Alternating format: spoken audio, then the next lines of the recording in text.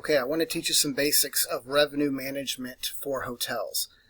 The first thing you need to know in regards to revenue management is how much your room costs. If you're going to put someone in there and you don't charge them enough, you'll end up losing money and you won't know until the end of the year. So let's make up a fake hotel. Let's go ahead and call this one the Wagon Wheel Inn. To make math easy, it has 100 rooms. The rooms range from $50 to $100. Now, typically in revenue management, when we talk about the cost of a room, we talk about the cost of the most inexpensive room. It's usually the basic room. Maybe it has 2 queen beds, and maybe it's just a king, and it's the same price, and it's usually what you have the most of. So we talk about prices of rooms. We know if there are suites or rooms with jacuzzis in them, then they're going to cost more. Okay. The cost, there are 2 different types of costs. There's a type of cost that changes based on the number of rooms sold. Let's say that this is $20. It just makes easy math. This is the practical cost. That's not what it's called. Technically, it's called the incremental. I'm not so worried that everybody knows the terminology, but you need to understand the idea.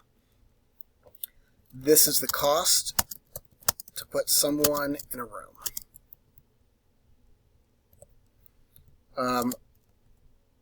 In the lodging industry, we say heads in beds,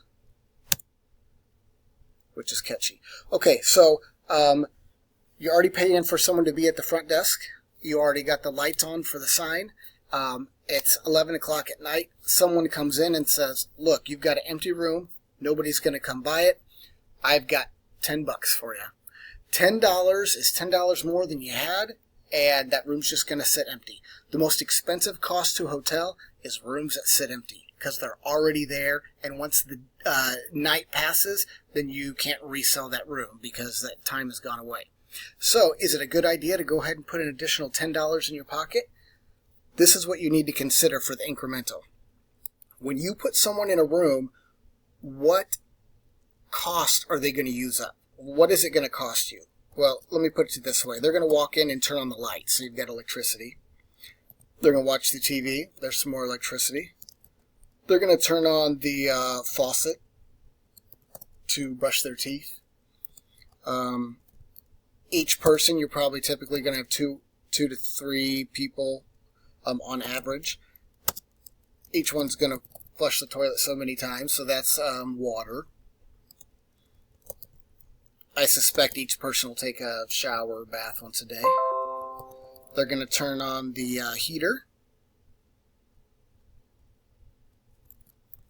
Maybe the air conditioning for in the summer. Something else, it gets a little technical, but there also is wear and tear. How can you figure that? For instance, let's say you buy a bed. The math doesn't work out, but I just want to make it easy. Let's say you buy a bed. It costs $1,000. And after 1,000 nights of use, then it's all used up, squished up, and you got to go buy another one. That means every time someone sleeps on it, each night that it's slept on, it uses up $1 of value. So you've got your bed. People can only walk on the carpet so many times. You're going to have to get some new carpet. They might spill something on it. The more often you put someone in there, you've got that. Even a toilet seat, it can only be set on so many times. So it's probably not a huge number, but there is wear and tear and things that need to be replaced. This is the big one. There are 2 big ones. One of them is breakfast. The vast majority of hotels are going to do breakfast, and by the time you break it down, even if it's a fairly basic continental breakfast, it adds up to dollars per person. So if you're taking that person's $10 bill, you've got to feed them breakfast. The other biggie, probably the biggest one, is housekeeping. And then I'm going to go ahead and separate laundry. It is possible to figure out how much it costs to wash a pillowcase, to wash sheets, to wash different sizes of towels, and when you add that up based on the average number of people in a room, then it can get expensive fast. So I already said that we're going to assume for our hotel that it costs $20 to put someone in a room. So how would we figure this? You're going to get the, let me put a space in here. You're going to get the cost of utilities and housekeeping. We got the housekeeping goods because they're going to be using toilet cleaner and glass cleaner for the mirrors, so that gets used up. So we got housekeeping goods and personnel, the people that clean the rooms.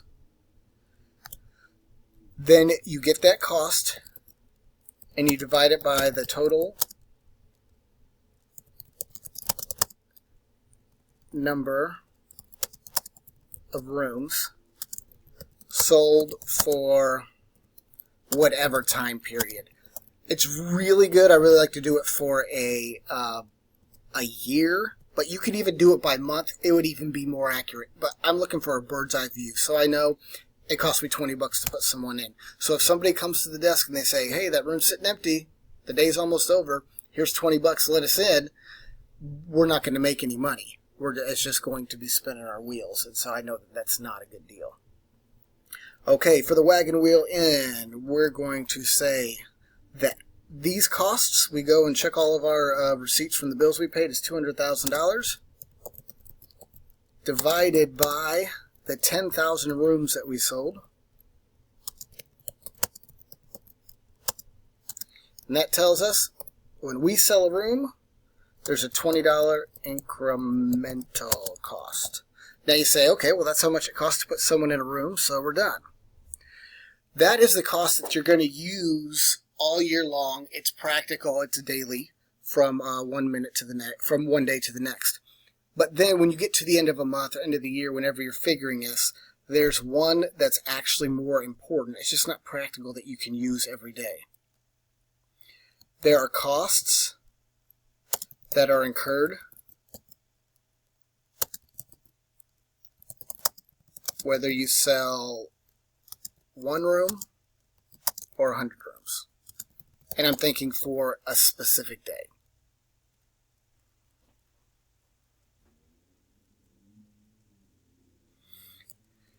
Okay, now this is a spoiler alert, but we're going to call this $40. Again, I'm just looking for easy math. These aren't necessarily real numbers that work out. This is the actual cost. Now, that's not what it's called. Technically, it's burdened. Let's see if I can spell it. This is the burden cost. It's the real total cost. And you say, well, what else are we leaving out? I alluded to it earlier, but check this out. We've got the electricity for the hotel sign.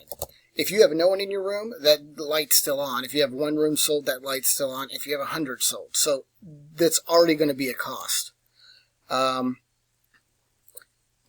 This is the big one. Your night auditor, that's the person that stays overnight for, most hotels are 24 hours. They'll at least have someone at the front in case there's an emergency or just to make sure everyone's safe on property. You got your front desk staff.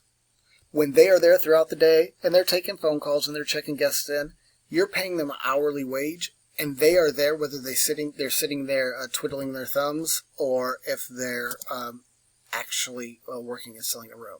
So you want to sell rooms to help offset that. The manager is going to get their salary. Even things like, here comes breakfast again, breakfast attendant. That person is going to be there and be serving breakfast and getting X number of dollars an hour. So if you sell another room, it's going to help offset that cost. You've got insurance. You've got to pay that no matter what. The pool. Someone's going to come every morning. They're going to use the same amount of chemicals in the little tester. And they're going to make sure it's at the correct levels. and that person, you're paying that person to come and do that, whether there's one room sold or all 100 rooms sold. You had to repair the parking lot, and that is a cost that's incurred whether people are in rooms or not. Let's do, that's a pretty good list. You get the idea there. So the first thing you need to know, how you can figure this is the burdened cost, is if you look at all your expenses.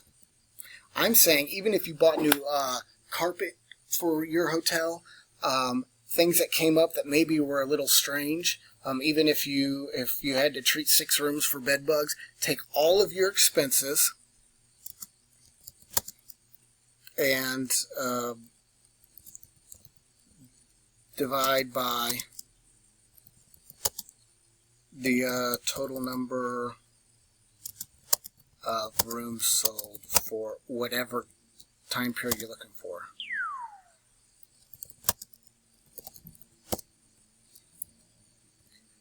Okay, well, you know where I'm going here, but let's say you look at all of your expenses for the hotel for the entire year, and it's $400,000.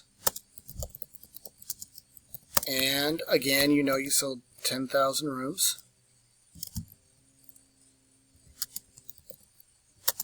We figure it's $40.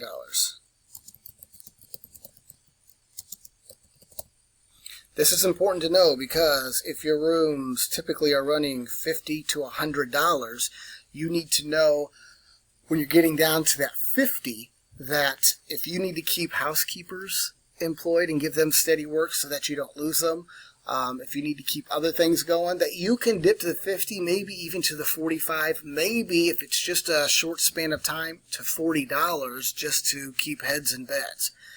You also can know that if someone walks up to your desk and they say, look, that room's sitting empty, we're just looking for the first hotel to give us a deal, you know that you could sell it for $30, and it's going to help. It's going to be more than this 20. You'll be up $10. That $10 will help offset this. So this is the one you want to be using all day, every day. But also know in the back of your mind that if you're not consistently getting over this, then you're going to be having great sales and selling rooms for $30 after you pay fees to everybody who helps you get that room and all your marketing costs. And then you're going to be out of business. And a lot of times this happens and hotels don't know to the end of the year. So I'm going to be posting some other videos. You can check me out at bransonman.com. You can hit me up on my email. Let me go ahead and put it on here for you.